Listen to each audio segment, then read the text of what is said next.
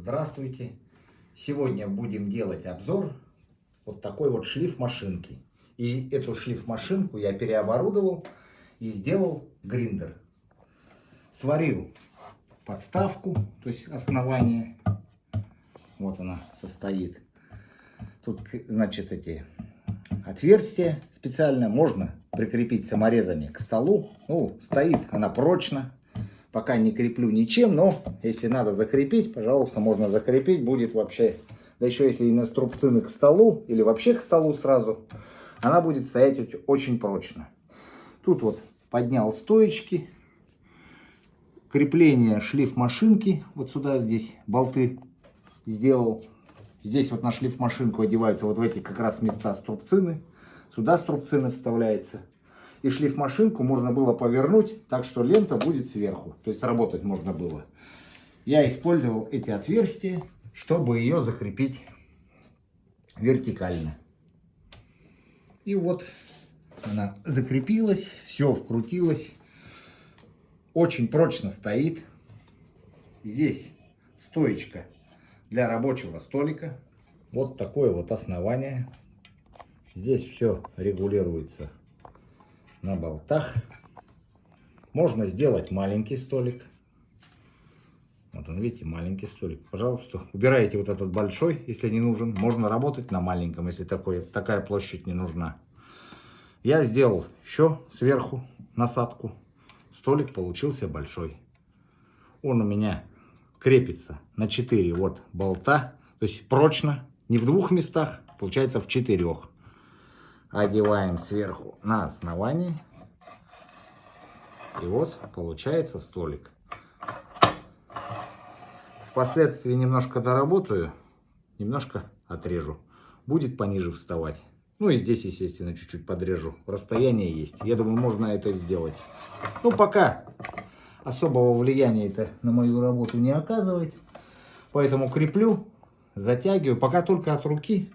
В 4 местах, и столик встает этот вообще прочно, он никуда не девается. Это вот основание шлифмашинки. Почему шлифмашинка? Ну, потому что это уже готовый гриндер своего рода. Его просто поставить в нужное положение. Тут все готово. Меняй ленты просто раз, раз, раз. Скорость регулируется. По затратам не сильно затратно. Купил шлифмашинку, а дальше там сварил. Или кого-то попросил.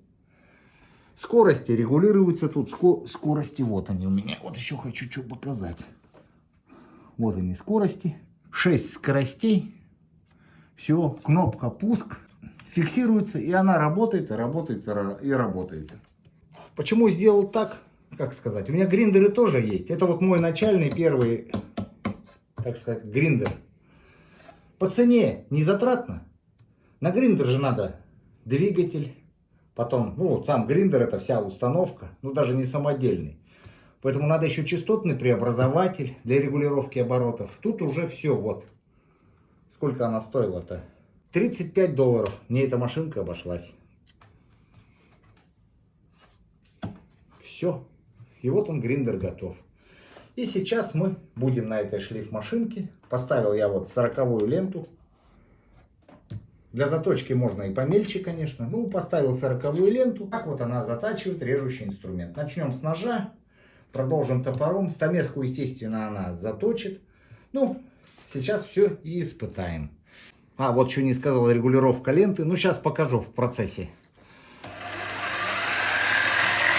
Обороты небольшие. Лента регулируется вот таким образом. Поворачиваем. Лента смещается. Ставим угол и начинаем точить.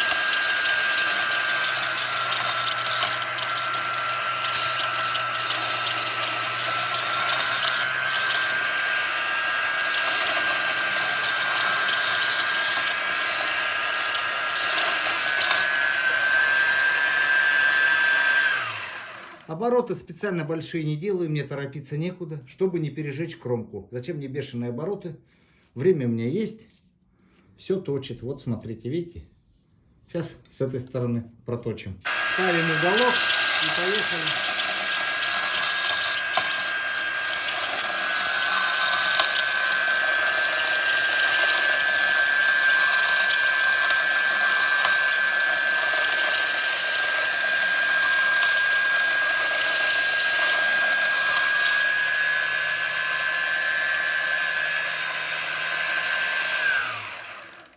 все, на маленьких оборотах вот кромочку. Все взяло. Я вот подводик вот этот сделал маленький. Ножик, в принципе, сейчас, ну, после 40-го, естественно, его надо брусочком маленько подточить. Это вот как ножи точить, вы можете посмотреть по ссылке в описании. Немножко его подровнять после больших заусенцев. Это, естественно, его подправить. Ну, то есть, большие риски убрать.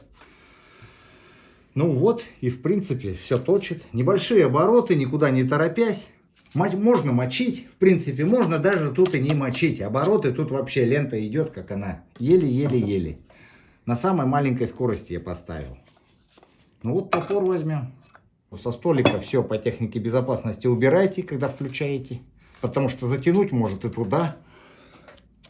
Все равно может под ленту затянуть.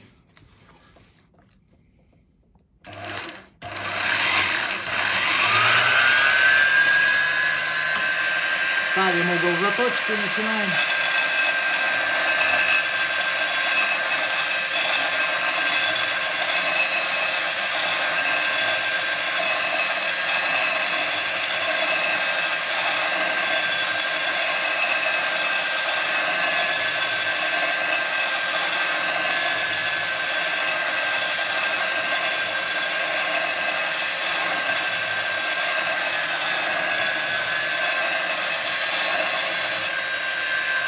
Давайте посмотрим. Вот, смотрите. Все прекрасно получается. Тоже заусенчики. Потом немножко камешком подровнять их. Вот одна сторона и заточилась. Включаем вторую. 40-я, потому что это быстрее точит. Нож, конечно, помельче бы взять. Ну ладно, он все равно у меня был немножко туповатый. Ничего страшного. В качестве эксперимента пойдет.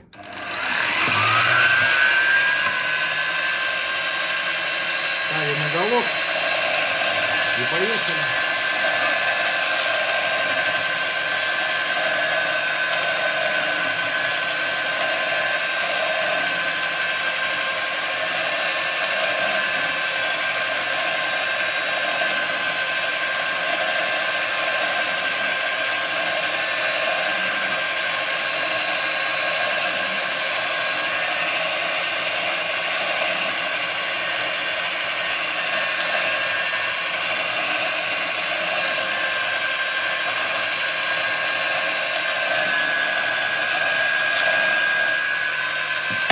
Выключаем.